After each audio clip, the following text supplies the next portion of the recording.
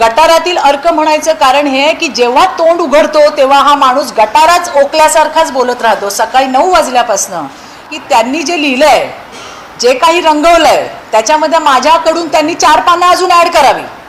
त्याच्यामध्ये पत्रावाला चाळ जी आहे त्यातले जे काही लोक होती राहणारी त्यांचे जरा मनोगत जरा लिहून त्याच्यात दिले असते 2-2 पानं ॲड करून, तर ते जास्त बरं झालं असतं।